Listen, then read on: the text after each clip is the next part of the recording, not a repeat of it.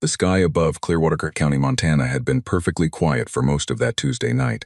The stars were out. The air smelled like pine and dry grass.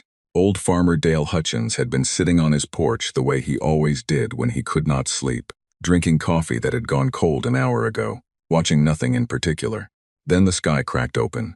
It started as a light, a single orange dot moving too fast and too wrong to be any plane Dale had ever seen. It left a burning trail behind it, like someone had dragged a hot iron across a black cloth. The sound came next, a deep tearing roar that shook the boards under Dale's boots and rattled the windows of his house. His dog, a tired old hound named Biscuit, shot off the porch and ran under the truck. Dale stood up. The object hit somewhere past the north ridge. The ground shook once, hard like a punch from underneath the earth. A column of fire and smoke rose into the dark sky, glowing orange and red against the stars. Dale stared at it for a long moment. Then he went inside, picked up his phone and called 911. By the time Captain Sarah Park arrived, there were already 2 Montana State troopers blocking the dirt road that led toward the ridge, a fire truck idling uselessly on the shoulder, and 3 black government SUVs parked at odd angles in the field. Sarah stepped out of her vehicle and showed her credentials to the trooper at the rope line. He looked at her ID badge, looked at her face, and stepped aside without a word. Sarah had been stationed at Malmstrom Air Force Base for 2 years. She had handled unusual things before, or at least she thought she had. But as she crested the ridge and looked down into the shallow valley below, she felt something shift in her chest. The thing in the valley was not a plane. It was large, maybe 140 feet from one end to the other, and it had buried its nose deep into the earth on impact. The shape of it was unlike anything in any manual she had ever studied. It was smooth in places and broken in others, with pieces of the outer hull peeled back like a crushed tin can. Strange symbols were etched along the sides, faintly glowing in a pale blue color that did not match the firelight. The material looked like metal but moved slightly when the smoke drifted over it, almost like it was still alive in some way. No fire crew was going near it. The men and women who had arrived first were standing in a wide half circle at a safe distance, talking into radios, pointing, some with weapons drawn and aimed at nothing in particular. Sarah walked down the slope toward the crash site. She pulled on her gloves and kept her hand near, but not on her sidearm. Behind her, she heard someone call her name, telling her to wait for the containment team. She kept walking. She got within 40 feet of the wreck when she heard the sound. It was not a mechanical sound. It was not the groan of cooling metal or the hiss of leaking gas, though there were plenty of those. This sound was different. Low, soft, unmistakably alive. Like breathing. Like many people breathing very carefully and very quietly, trying not to be noticed. Sarah stopped walking. She looked at the torn section of hull to her left, where a dark gap had opened up between 2 crumpled panels. The gap was just wide enough for a person to fit through. She took 1 step toward it. Something moved in the shadow. Sarah's hand moved to her weapon, but she did not draw it. She stood very still. The air was cold and smelled like burned metal and something else, something faintly sweet, like flowers she could not name. A hand appeared at the edge of the gap. It was not a human hand. It was longer than a human hand, with 4 fingers instead of 5, the skin a deep, smooth blue, the color of a winter sky just before dark. The fingers curled around the edge of the broken hull, and then slowly, carefully, a face appeared. Sarah did not move. The face was humanoid in its general shape, but the eyes were very large, nearly twice the size of human eyes, and the irises were silver, catching the firelight and throwing it back in small broken sparks. The skin was the same blue as the hand. The being was looking at her with an expression Sarah could not immediately name, but she recognized the feeling behind it. She had seen that expression on the faces of people pulled from collapsed buildings, on children found alone in disaster zones, pure terror. More sounds came from inside the wreck. A low murmur of voices, the same language repeated, urgent and afraid. The figure in the gap turned back toward the sounds and said something quickly. A string of syllables that carried no meaning Sarah could process, but carried every feeling she needed to understand. It was telling the others to be quiet. It was telling them to stay calm. Sarah lowered herself slowly to one knee, putting herself at a level below the figure rather than above it. She kept her hands visible and away from her weapon. She did not speak. She simply waited. The figure looked back at her. It studied her face for a long time. Its breathing was shallow and rapid. A deep cut ran along one side of its head, and dark blood, nearly black in the firelight, had dried along its jaw and neck. It was hurt. They were all hurt. Sarah pointed to herself. "Sarah," she said quietly. The figure stared. "Sarah," she said again, slower, and touched her chest. The figure watched her hand move. Then, very slowly, with the caution of someone diffusing something they were not sure about. It touched its own chest. "Zara," it said. The voice was soft and rough at the same time, damaged by smoke or fear or both. Sarah nodded once. Behind her, boots on gravel. One of the troopers had followed her down. "Captain Park, you need to step back from that. Stay where you are," Sarah said without turning around. Her voice was flat and carrying, the kind of voice that did not ask twice. The boots stopped. She looked back at Zara. Zara was watching the trooper with those wide silver eyes. The terror had spiked again, and the figure had pulled back slightly into the shadow. Sarah raised one hand, palm out, asking for a moment.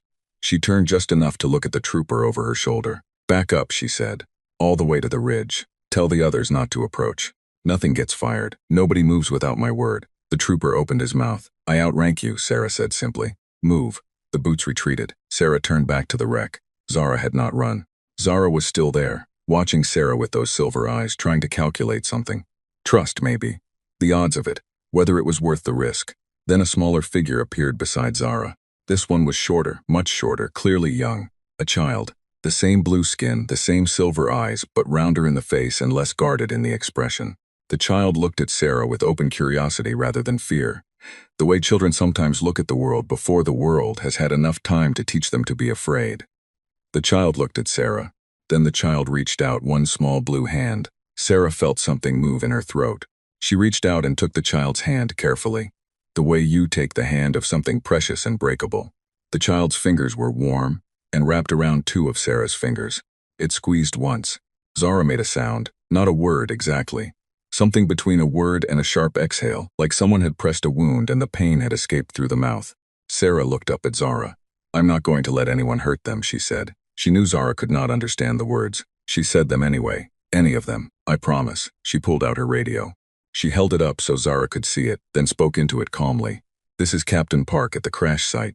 I need medical teams, non-armed, forward to my position immediately. I also need every weapon pointed away from this wreck right now. Not lowered, away. We have survivors. Civilian status. They are injured and scared. Treat them accordingly.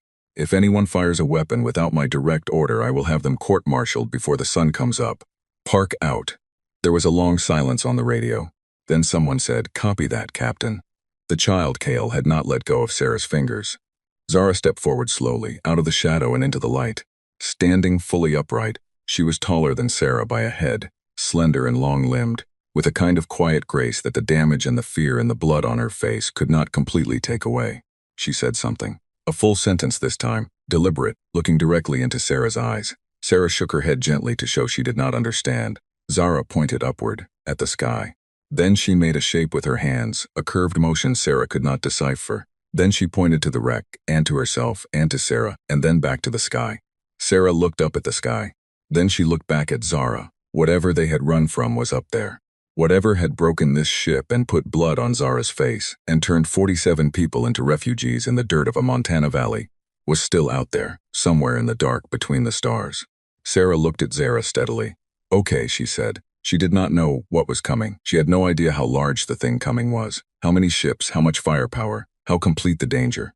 She had none of that information yet. But the child was holding her hand, and the woman in front of her was bleeding and standing her ground. And whatever came next, Sarah Park had already made her decision. She stood up. She kept her hand in Kale's. And she waited for the medical teams to come over the ridge. Behind her, the rest of the world was waking up. Satellites were repositioning. Generals were being called out of sleep. Government officials were being driven at high speed to secure rooms in buildings with thick walls and bad lighting. Screens were lighting up in a dozen countries. Voices were rising. None of that mattered yet. Right now what mattered was this. A child from somewhere in the stars had reached out a hand in the dark, and a human had taken it. Everything that followed would grow from that moment, from that single small act of reaching across the unknown, and finding that someone was reaching back. Sarah Park stood in the smoke and the firelight, holding KL's hand, looking up at the sky, and thinking about what Zara had pointed at. The stars looked back. They were very quiet, but they would not stay quiet for long. The facility they used was not built for anything like this. It had been a decommissioned research base in the hills outside of Billings, converted in a hurry over the course of 36 hours into something between a hospital and a diplomatic reception center, with a heavy military presence at the outer perimeter that the people running the conversion kept insisting was just a precaution. Sarah thought that was a strange word to use when you had 4 Apache helicopters circling the ridge and enough armed soldiers on the ground to hold off a small army. But the inside, at least, was quiet. The Larathi had been brought in carefully, on stretchers and on foot, with the medical teams working fast and professionally.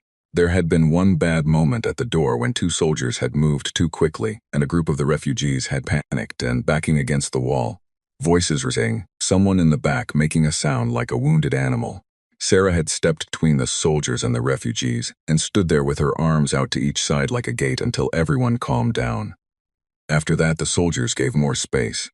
There were 47 of them in total, 23 adults, 11 teenagers or young people, and 13 children. 6 had serious injuries that the human medical teams were struggling to treat because the Larathi biology was close to human in some ways and completely alien in others. And the doctors kept running into walls where what should work did not work, and what seemed impossible worked fine.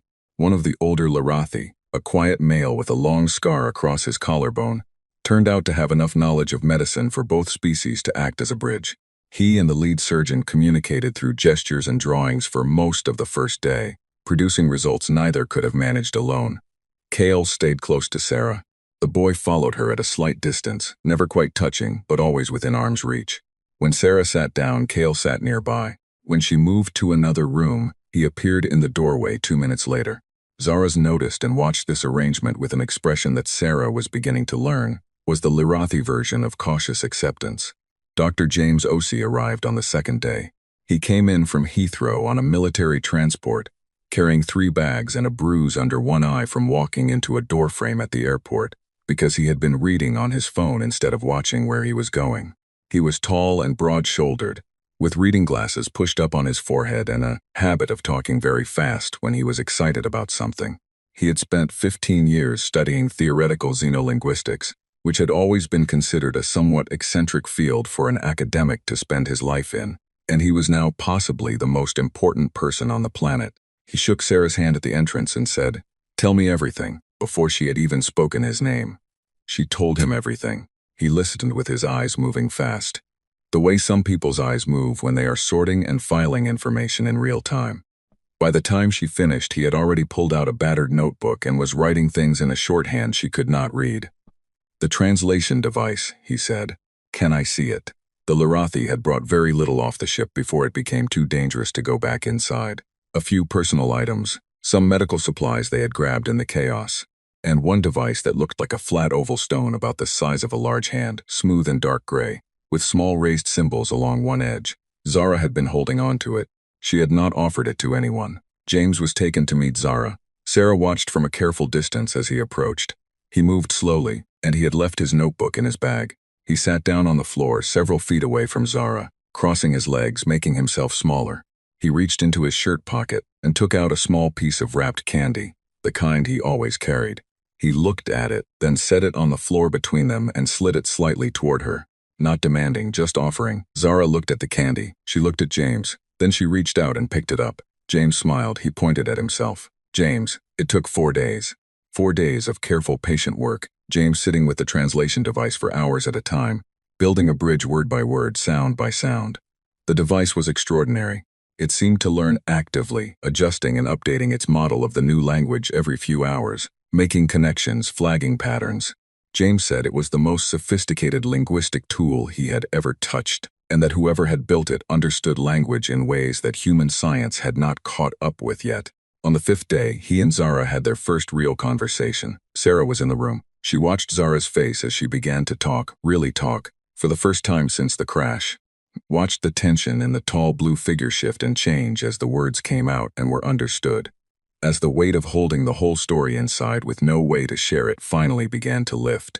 Zara spoke for a long time. James listened and translated and listened more. The Larathi came from a world called Lirath. It was a planet in a system 400 light-years from Earth, orbiting a star that humans had catalogued but never named anything important. Lirath had been a quiet world, not a military power, not wealthy in the way that attracted aggressive neighbors. The Larathi were scientists and teachers and builders, a species that had spent centuries developing a deep understanding of the universe and a deep preference for peace. The Vorkai had come 12 years ago. The first contact had seemed like a diplomatic encounter. 3 Vorkai ships had entered the Lyrath system and requested a meeting, and the Lyrathi Council had agreed, because that was the kind of people the Lyrathi were. They met, they talked.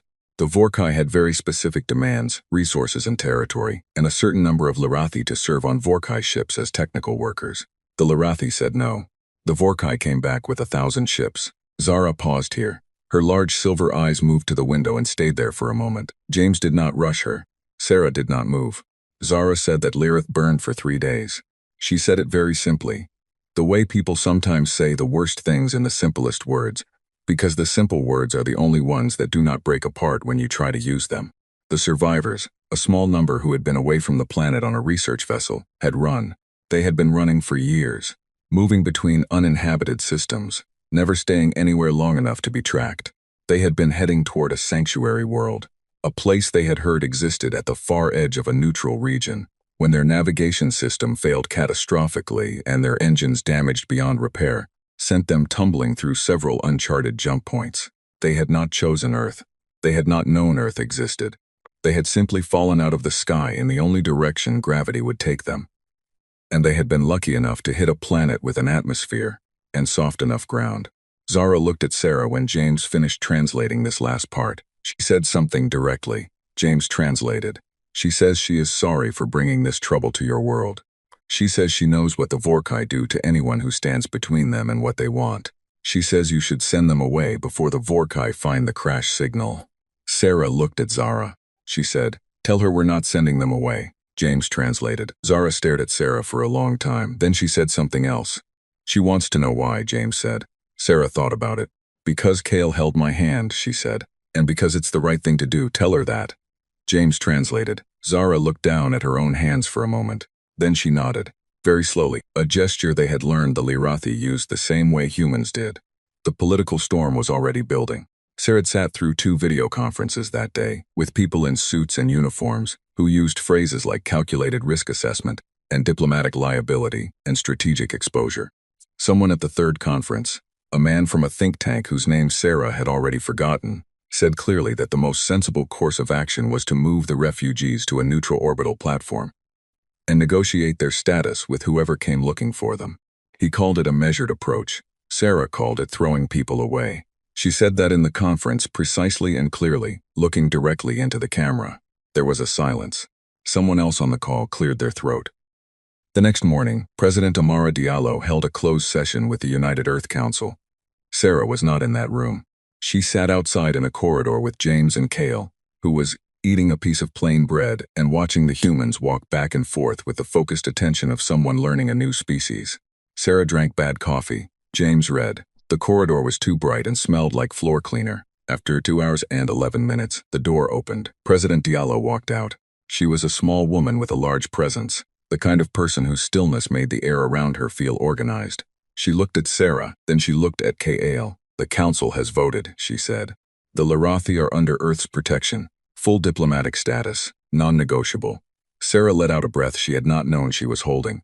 Kale looked up at her face, reading the change in her expression, and made a small sound that James later said was the Lyrathi equivalent of a question mark. Sarah smiled down at him. "It's good news," she said. "We're staying." That was the evening of the 6th day. On the morning of the 7th day, the long-range scanner array on the dark side of the moon picked up a gravitational distortion signature at the outer edge of the solar system. The kind of signature a ship makes when it drops out of a long jump. Then 3 more. The officer on duty in the scanning station looked at the readings for a long time. He ran the check twice. Then he picked up his emergency channel and called it in. 3 ships, moving inward, on a direct heading for Earth. They were not running. They were not hiding. They were coming slowly and deliberately, the way something comes when it wants to be seen, and wants whatever is watching to understand exactly what it is. The 7th day ended very quietly. But the 8th day was going to be very loud. The message arrived at exactly 4 in the morning, Eastern Standard Time. It came on every frequency at once. Radio, microwave, quantum band communications that humans barely knew existed. It pushed itself through satellite networks and deep space arrays and even through the old-fashioned radio telescopes that universities kept running on small budgets for nostalgic reasons. It played on every channel simultaneously, every language Earth had ever broadcast into space, and some languages that Earth had never used, as if whoever sent it had done their research. The message was simple. It said, "You are harboring property of the Vorkai Empire. You will surrender the Larathi to our ships within 72 hours. Failure to comply will result in the total elimination of your planet's capacity to resist. We do not negotiate with primitive civilizations.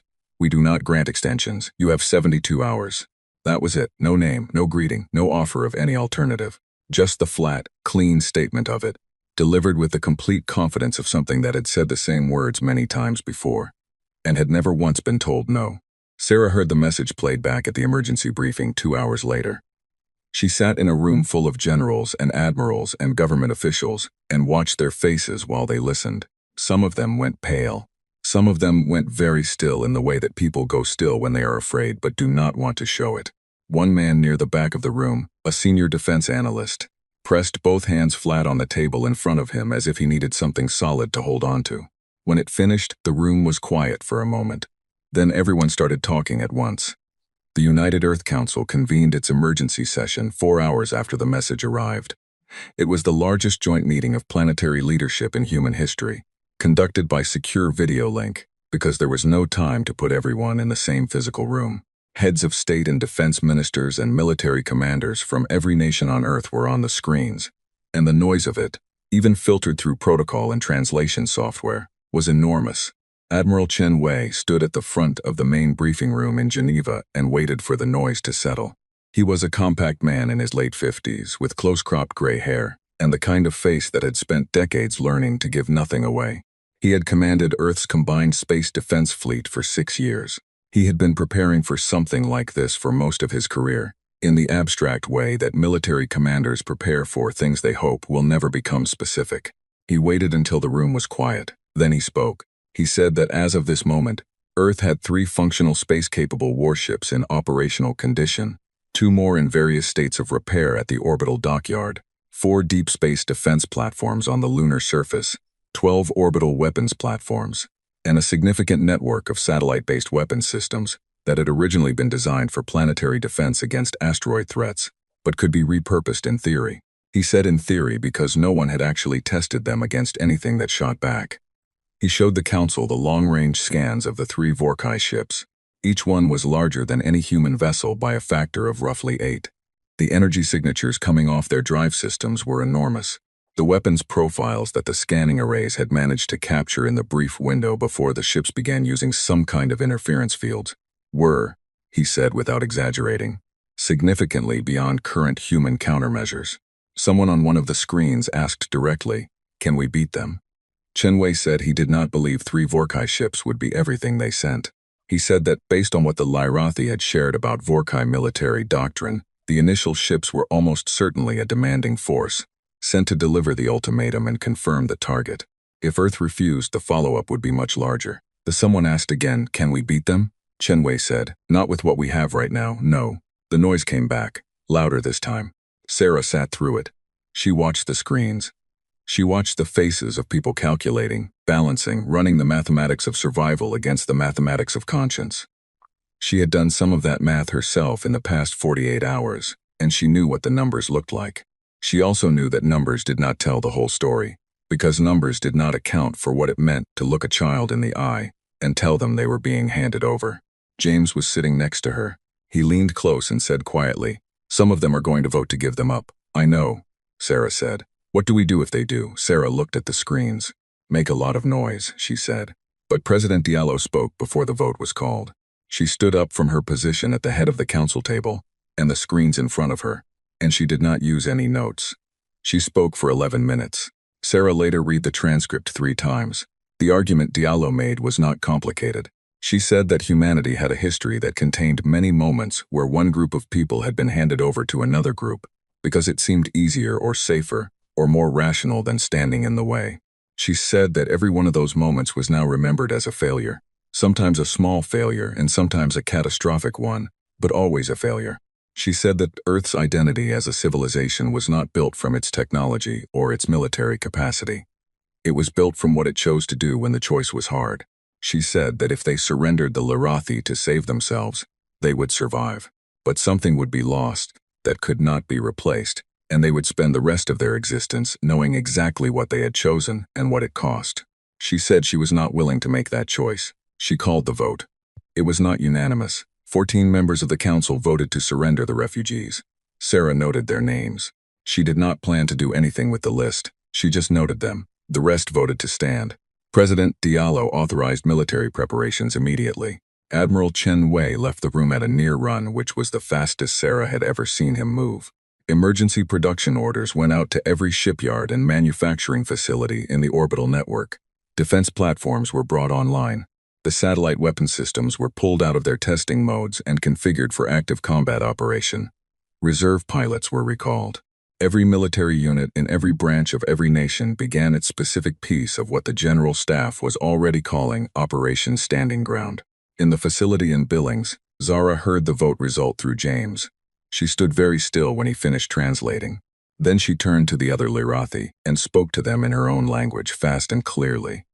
Sarah watched the group as they listened. Some of them looked shocked, some looked afraid. A few of the older ones looked like they were trying very hard not to show that they were crying. Then Zara came back to Sarah and James. She spoke and James translated. She says the Vorkai will not accept the refusal. She says they will come with much more than 3 ships. She says no planet has ever turned them away and survived. Sarah nodded. We know, Zara spoke again. She says, James said carefully, that the Lirathi have spent 12 years running from the Vorkai, and they know their ships and their tactics, and their weak points better than anyone alive. She says if you are going to fight, they want to help. Sarah looked at Zara. Tell her yes. The next 48 hours were the most intense that anyone in the facility could remember. Lirathi engineers who had been resting and recovering suddenly had something to do, and the change in them was visible and immediate. They worked alongside human engineers in whatever way the language gap allowed, using the translation device and James as bridges, sketching diagrams on digital boards and pointing at screens and talking rapidly. The Vorkai ships had specific structural vulnerabilities in their engine housings that their shielding did not fully cover. The Vorkai communication frequencies could be disrupted in a way that temporarily blinded their targeting systems. The Vorkai commanders were trained to expect organized military resistance and were much less prepared for irregular or unexpected tactics. None of this was enough on its own. But it was more than nothing, and in the situation they were in, more than nothing was the difference between a plan and no plan at all. On the 58th hour after the message arrived, with 14 hours left on the Vorkai deadline, Admiral Chen Wei sent the response. Earth's response was broadcast on the same frequencies as the Vorkai message. It was also short. It said, "The people you are seeking are under the protection of Earth and the human species. They will not be surrendered. If you approach this planet with hostile intent, we will defend it, and them with everything we have. We do not surrender the innocent. Come and try." The response was signed by President Diallo, co-signed by the entire United Earth Council, except the 14 who had voted the other way. Translated into every Vorkai language frequency their ships were broadcasting on. On the Vorkai flagship, somewhere between the orbits of Saturn and Jupiter, Grand Commander Veth read the response 3 times. He had received refusals before, a handful of them, from small civilizations with more pride than sense, in the early days before the Vorkai had established the kind of reputation that made refusals nearly impossible. Those civilizations were gone now, reduced to ruins and cautionary stories that served a useful purpose in galactic history. Veth was not angry. He did not feel anything he would call emotion in relation to this response.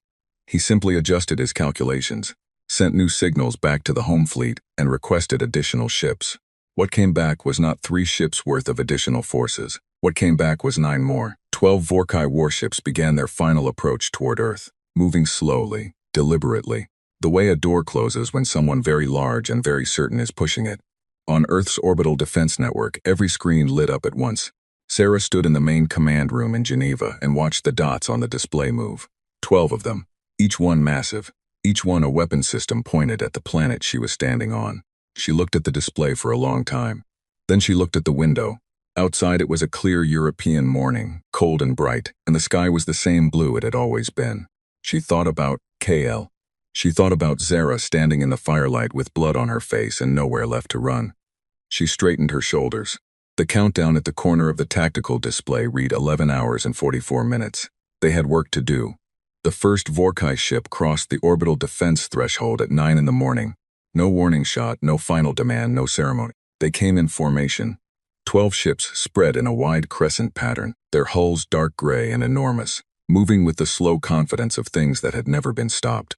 Grand Commander Veth's flagship sat at the center of the crescent, the largest of them, close to 400 meters from its blunt nose to its engine banks, trailing a faint, purple energy discharge from its weapons systems warming up for engagement. On Earth's tactical screens, Admiral Chen Wei watched them come.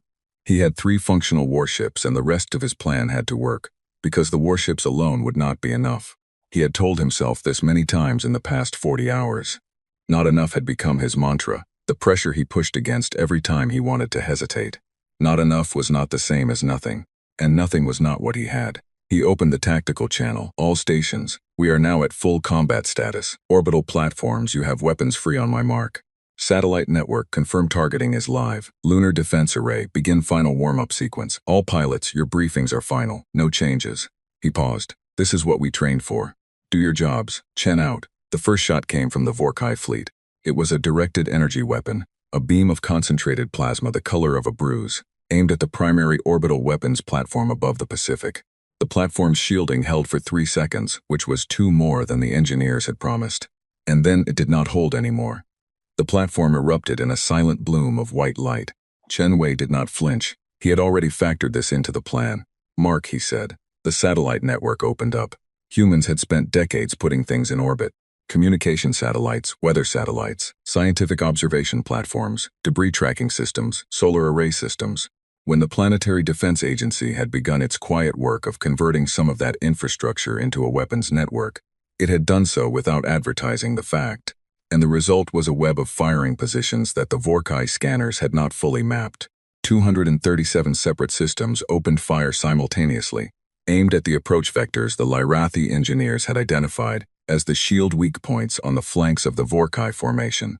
Most of them did limited damage, some of them hit. The Vorkai formation broke slightly, ships adjusting, recalibrating, covering each other. Veth's voice went out over their command channel ordering a tightening of formation and a sweep of the satellite network. 11 Vorkai ships began systematically destroying Earth's orbital assets, burning them out of the sky one by one. It was going to work. That was the thing about the satellite network. It did not need to win, it needed to occupy. While 11 ships dealt with the satellite network, 1 ship was now slightly separate from the formation. Chen Wei's 3 warships hit it from 3 directions at the same moment. Earth's warships were not Vorkai-class vessels. They were smaller, faster, built for a kind of combat that relied on mobility and multiple attack angles rather than raw firepower. The crews inside them were terrified and focused in equal measure, and they flew like they had nothing to lose, which in a practical sense they did not. The combined impact of 3 simultaneous strikes on a ship that had momentarily reduced its formation shielding was significant. The Vorkai vessel did not explode, but it listed hard, its engines cut, and it drifted out of the engagement for repairs. The Vorkai regrouped. They were not panicking, they were not afraid, but they had not expected this much resistance from a single unaligned planet, and a minor recalibration was happening in the Vorkai tactical computers. This was not the quick suppression of a primitive civilization. This was going to cost something. Veth found this mildly interesting in an academic sense. It did not change the outcome. He ordered a sustained bombardment of the lunar surface to eliminate the defense array. The lunar array had already fired. 6 nuclear warheads modified with Lyrath E-engine technology attached by human engineers working for 36 sleepless hours straight, hit the Vorkai fleet at roughly 3 times the speed the Vorkai targeting systems expected. 4 were intercepted, 2 were not. 1 hit the edge of a mid-size Vorkai vessel and peeled a section of its hull open. 1 hit nothing but passed so close to the flagship that Veth's entire command deck shook violently, and the lights went briefly red. Veth recalculated again. He ordered full bombardment of the planet's surface, targeting population centers. If the humans wanted to be stubborn, he would give them something to be stubborn about. The first strikes hit the coast of Western Australia and the Black Sea region. The energy impacts were not nuclear in the traditional sense, but the force of them created shockwaves that leveled structures for kilometers in all directions. Fires started. Communications in those zones went down. Emergency services scrambled. Sarah, watching the tactical feed from Geneva, felt her stomach drop. She turned to the secondary screen. Where are the Lyrathi volunteers? 4 Lyrathi had come forward the day before. Engineers and 1 former military technical officer from Lyrath's pre-conquest defense force, a quiet man named Aaron, who had spent 12 years feeling useless.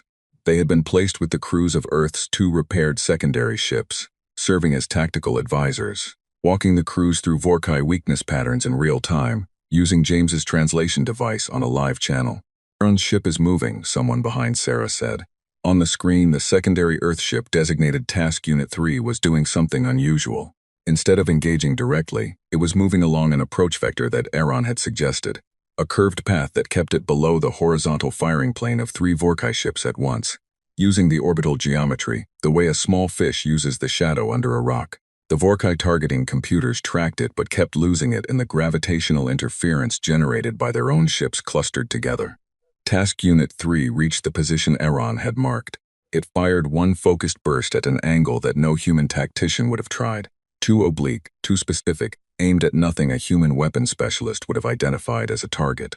Aaron had identified it. A junction between the primary shield emitter and the cooling system on the second-largest Vorkai ship. A point that was shielded on every side, except for one narrow geometric angle that only became available at a specific orbital position. The burst found it. The second-largest Vorkai ship lost shields entirely for 40 seconds. Chen Wei had been waiting. Every remaining weapon on the satellite network that had not been destroyed, both remaining functional warships, and the 2 surviving lunar platform guns all fired at the same ship in the same 40 seconds. The ship broke apart. It broke apart slowly, the way large things come apart, with pieces separating and tumbling and secondary explosions moving through it in sequence. And then it was done, and the debris field was moving outward, and there were 11 Vorkai ships left. The Vorkai fleet went briefly silent on their command channels. This had not happened. In the Vorkai's long military history, in hundreds of campaigns against dozens of species, this specific thing, a Vorkai warship destroyed in combat by a civilization they were suppressing, had never happened. Not once. Veth sat in his command chair and looked at the tactical display. He acknowledged the loss with one note in the battle log. Then he ordered a full convergence on Earth. All ships, all weapons, end this immediately. Burn whatever you need to burn. Sarah saw the formation change on her screen. All 11 ships tightening in, coming fast. "Admiral," she said into her channel. Chen Wei's voice came back very calm. "I see it. We need the contingency. I know, it has to be now. I know, Captain." A short pause. "Get Zara." Sarah was already moving. The contingency plan had been built in the last 20 hours, quietly, between Chen Wei and Zara and Aaron and James, drawn on a digital board in the facility's conference room at 2 in the morning while the rest of the base slept. It was not a straightforward plan. It relied on things that human military doctrine had no existing category for. It relied on the fact that the Lirathi knew exactly how Vorkai command structures worked, exactly how their flagship communicated with the rest of the fleet, and exactly what happened to a Vorkai formation when the flagship lost its ability to give orders. It relied on one other thing. Sarah ran. Behind her, she could hear the buildings shaking faintly as another energy impact struck somewhere on the planet's surface. Emergency lights were flickering. Somewhere in the facility, children were crying. She ran faster. She pushed through the door into the corridor where the Lirathi were housed. Zara was already standing. She had heard the sounds. She had felt the shaking. She was wearing the translation device on her wrist, and her silver eyes were clear and steady, and frightened and determined all at the same moment, the way eyes look when a person has run out of safe places and the only direction left is forward. Sarah looked at her. "It's time," Sarah said. Zara nodded. She turned back to the other Lirathi and spoke quickly and cleanly, and with a certainty that made every person in that room, human and Lirathi alike, stand up straighter. Sarah could not understand the words, but she could feel the shape of them, the bone of them, the way good words feel when they are being said by someone who means them completely. Zara turned back. She and Sarah walked out of the corridor together, side by side, moving toward the communication center where the final phase of the plan was waiting. While 11 Vorkai warships closed on Earth from above, and the sky outside the windows burned with the reflected light of a battle that humanity had refused to run from.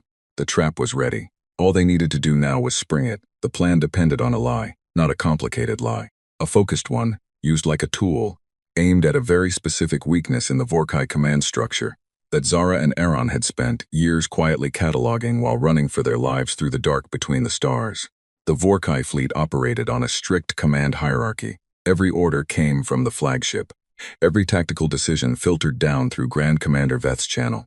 The individual ship commanders were capable fighters, but they were trained to execute, not to think independently. If the flagship's communication array went down, Even briefly, the fleet would pause. They would wait for orders. Doctrine required it. In Vorkai history, a fleet that acted without central command had twice caused catastrophic friendly fire incidents, and the Empire had responded by making independent action essentially impossible at the tactical level. It was a strength when the command structure was intact. It was a vulnerability when it was not. The lie worked like this. Zara, speaking on a frequency she knew the Vorkai flagship monitored, broadcast a short message in perfect Vorkai military dialect, using codes that Aaron had memorized from his time studying captured Vorkai communication records on Lyrith. The message identified itself as coming from the Vorkai ship that had been destroyed, which was impossible, but Vorkai communication encoding did not include a self-verification system, because no one had ever thought it necessary. The message said that an anomalous weapon signature had been detected moving toward the flagship on a deep approach vector, and that the flagship should immediately drop its forward shield layer and redirect power to its rear defensive array. It was a nonsense order, a tactical contradiction. Any Vorkai commander with independent judgment would have questioned it. Veth's tactical computer, operating on strict protocol, flagged it as a legitimate priority command from a fleet asset, requested a 2-second hold, and redirected the shield power. The flagship's forward shield layer dropped. Task Unit 3 and Chen Wei's 2 surviving warships had been moving for 4 minutes along the approach angle Iran had specified, the same geometric thinking that had destroyed the second warship, using the gravitational interference of the other Vorkai ships as cover. When the flagship's shield dropped, they were already at the firing position. They fired everything, every weapon on all 3 vessels, simultaneously, at the specific structural points Aaron had drawn on the board at 2 in the morning. The places where the flagship's internal systems converged, where the engine core met the command architecture, where a focused strike would not just damage the ship but collapse its entire power distribution network from the inside out. The flagship did not explode in one single dramatic moment. It died in pieces, each system failing in sequence, the power running out of it like water out of a broken vessel. The massive dark shape of it went dark first, then began to fracture, huge panels of hull separating and spinning away, the interior fires visible through the gaps, and then the engine core gave way, and the light of it was very bright and very brief, and then it was over. Grand Commander Veth died in his command chair, looking at a tactical display that had stopped making sense 3 seconds before the end. On the tactical screens in Geneva, Sarah watched the flagship signal disappear. The room went completely silent. Then Chen Wei's voice came over the channel, very even, very controlled, the voice of a man who had prepared himself not to show too much. Flagship is down. Confirm. 3 different stations confirmed it at the same time. The 10 remaining Vorkai ships went silent. Their weapons stopped firing. Their formation, which had been tightening toward Earth with brutal momentum, stalled. The ships were still moving, still functional, but the communications between them dropped to nothing as every crew waited for orders that were not coming. 40 seconds passed, then 60. Then the nearest Vorkai ship fired its lateral thrusters, changing its heading, not toward Earth, away from it. The ship next to it did the same. Then the next. Not a coordinated retreat, because there was no command coordination anymore. Just 10 separate groups of Vorkai soldiers, making the same individual calculation in the absence of orders. Looking at a debris field where their flagship had been. Looking at their own damage reports, and deciding that this engagement was not what it had been planned to be. Within 4 minutes, all 10 ships had altered course. Within 12 minutes, they had passed back through the orbital threshold. Within 30 minutes, they were gone from the inner solar system entirely, drives burning hard for the outer edge of the system, where the jump point would take them back to Vorkai space. Chen Wei sat in his chair in the command room for a long moment. Then he said, very quietly, all stations, stand down from combat alert. Initiate damage assessment and emergency protocols. Begin rescue operations in impact zones. He paused once more. We held. In the facility in Billings, Zara heard it through James's translation. She sat down on the floor where she was standing, not because her legs gave out. Deliberately, carefully, sitting down because her body needed to be still for a moment. She put her hands flat on the floor and felt the solid earth of a planet that was not hers under her palms, and she breathed. Kale came and sat beside her and leaned against her arm, and Zara put one long blue hand on the boy's head, and neither of them spoke. The damage Earth had taken was real and it was serious. The energy strikes on Western Australia and the Black Sea coast had killed hundreds of people and injured thousands more. Infrastructure was damaged in 4 different regions. The orbital network had taken devastating losses. Nearly 60% of Earth's satellite infrastructure was gone or inoperable. 3 Earth pilots had died in the battle, their ships hit and destroyed before the final phase. Their names were released late that evening and read aloud in every language broadcast by every station that was still operational. Sarah stood in the courtyard of the Geneva facility when the names were read. She stood at attention. She stayed that way until the last name was spoken. The recovery operations ran for weeks. It would take years to fully rebuild. The economists said this. The engineers said this. The people living near the impact zones said things that were more direct and more personal and more important than any economist's assessment. Sarah heard them, and she did not argue. The cost was real. It would have been dishonest to pretend otherwise. But the other thing was also real. The galaxy had been watching. The Vorkai Empire operated in a region of space that contained hundreds of inhabited worlds, dozens of species, networks of civilizations that had long since stopped believing that resistance was possible. The Vorkai's reputation was built on a simple premise. There was no point in fighting. The mathematics never worked. No single planet could win. No unallied civilization could hold. The correct choice was always to negotiate terms of surrender and try to make them as manageable as possible. Earth had not done the correct thing. Earth had done the other thing. The thing that the Vorkai's entire strategic doctrine depended on never happening, and they had won. Every species in that region of space received the recording. Some received it through underground communication networks that operated in secret. Some received it through the open channels that the Vorkai monitored but could not completely control. The recording showed the battle, showed the flagship falling, showed the Vorkai fleet retreating from a single planet that had refused to surrender the people it had promised to protect. It was a small recording, 47 minutes long. It changed nothing immediately. It did not dissolve the Vorkai Empire. It did not free the worlds already under their control. But something moved. Something that had not moved in a long time, in a great many places. Sarah was in the facility 2 weeks after the battle when the first message came in from outside the solar system. It was brief and came on a frequency she did not recognize, translated by James with the help of Zara and the translation device. It's simply, "We saw what you did. We did not know it was possible. We are trying to remember that it is." It was not signed. Sarah understood why. More messages followed in the weeks after that. Some signed, some not. Some long, some just a few words. They came from species she had never heard of, from worlds she could not find on any human star chart. They were all saying, in different ways, the same thing. You stood. We saw. We are thinking. The formal ceremony was held on a Tuesday, 2 months after the battle. It was not elaborate. President Diallo had specifically asked for it to be simple. There was a room, and people in it, and the right words spoken clearly. The United Earth Council formally granted the Lirathi full planetary asylum, permanent residence rights, and the beginning of a full diplomatic partnership. Land was offered in 3 different regions of the world, and the Lirathi, who had been consulting quietly among themselves for weeks, chose a broad valley in New Zealand, where the light was similar in quality to what they remembered from Lirath. Or so Zara said when James asked her about the choice. She said it gently, without grief, just as a fact. The way people sometimes carry loss after a long time, not as a wound anymore but as a truth they have learned to live inside. At the ceremony, Zara and Sarah stood next to each other. Zara gave a short speech in Lirathi that James translated phrase by phrase. She said that her people had not chosen to come to Earth. They had fallen here by accident, broken and frightened and hunted. She said they had expected to be turned away or handed over, because that was what their history had taught them to expect.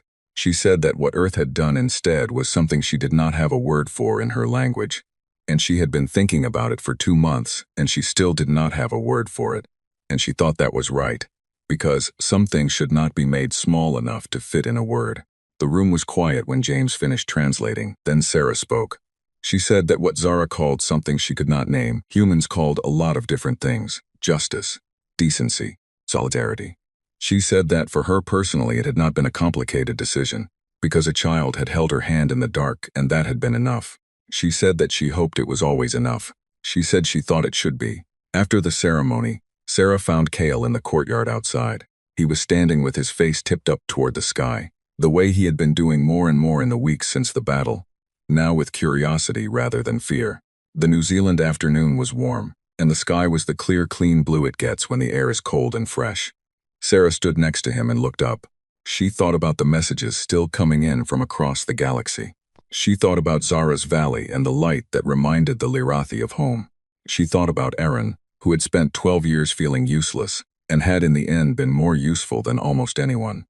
She thought about the 3 pilots, whose names had been read in the evening after the battle, and she thought about them with the full weight of what they had given, which she would not reduce by looking away from it. Cale looked at her. He said something in Larathi. Sarah looked at James, who had followed them out. James smiled. He says the sky here is nice. He says he thinks he likes it. Sarah looked up at the sky. That he's welcome to it. Tell him it's his now too, James translated. Cale looked up at the sky again for a long moment. Then he nodded, the slow deliberate nod that meant the same thing in Larathi as it meant in every human language Sarah had ever encountered. Yes. Good, I understand. The afternoon light was long and golden over the Geneva courtyard, and somewhere spaced between the stars, something was changing. Slowly, uncertainly. The way change always moves at first, not like a wave, but like a crack in ice, spreading out from the place where something had been heavy enough and steady enough to break the surface. Earth had been that thing. Not because it was the strongest, not because it had the most ships or the most weapons or the most power, but because 47 people had fallen out of the sky with nowhere to go, and humanity had looked at them and made a choice. That choice was in the recording now, in the messages, in the cracks spreading across the ice, in Cale's eyes watching the sky without fear. It would not save everyone, not yet, not quickly, but it was a beginning. And beginnings were how everything that mattered had always started, with one person deciding that the right thing was worth doing, even when the cost was real, even when the risk was enormous, even when the easiest and safest and most reasonable thing was to look away. Humanity had not looked away. The stars remembered, and somewhere in the dark between them, the people who had been silent for a very long time were beginning, very quietly, to speak.